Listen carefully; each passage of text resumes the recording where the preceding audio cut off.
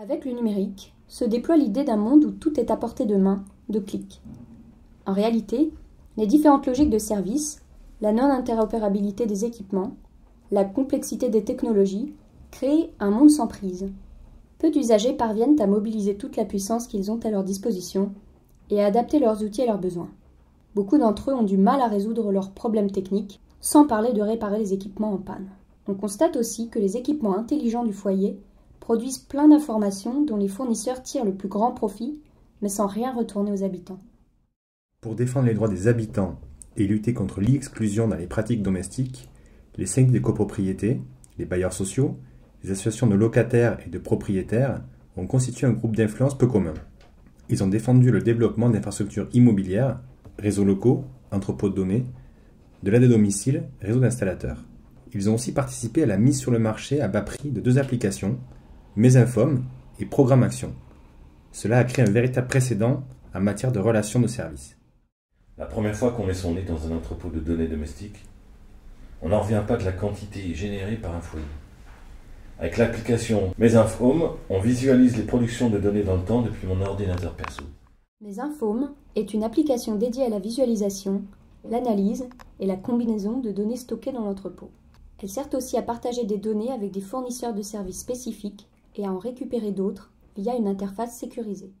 Je pensais que ce serait barbant, hein. Mais finalement, ça m'amuse de créer des corrélations entre différentes courbes de données. Surtout, ça nous donne des informations précises sur nos consommations, ce qui nous permet de négocier avec les opérateurs. Nos voisins de palier, qui sont des vrais fondus de technologie, sont engagés sur ces histoires de données au point d'avoir monté une association de partage anonyme des données de consommation électrique. Ce qu'ils souhaitent, c'est pouvoir déterminer à terme les besoins du quartier pour développer les énergies renouvelables. Mais là où on a gagné en liberté d'action, Pascal, et en souplesse, c'est quand on a pris en main l'interface Programme Action. On a dû changer certains équipements car il fallait que ceux-ci acceptent une programmation extérieure. L'application Programme Action tend à rendre la maison plus adaptable et bricolable. Elle permet de programmer le comportement et l'interaction des appareils du foyer d'une manière graphique et intuitive.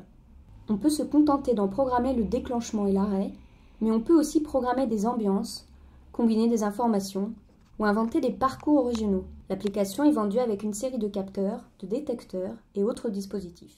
Notre première expérience a été de relier la machine à laver aux données de consommation énergétique de l'immeuble. La lessive se lance pendant les creux. On a aussi tenté de brider le mercredi l'utilisation de la console des jeux de garçons et de la relier à leur tablette scolaire, tu te souviens ? On vérifiait le mardi soir les devoirs qu'ils avaient à faire et on validait avec eux ce qui devait être fait pour déverrouiller la console. Mais ça n'a pas duré longtemps. Car ils savent mieux se servir que nous de Programme Action. Ils apprennent ça à l'école. L'espace habitant est un vrai vivier d'idées. Les voisins partagent leurs programmes sur le forum dédié, certains proposent des ateliers de bricolage. On trouve toutes sortes de choses. Faire parler sa maison, gérer les éclairages à distance, ouvrir sa porte avec son smartphone. C'est comme ça qu'on a eu envie avec Claire d'utiliser le kit capteur de Programme Action.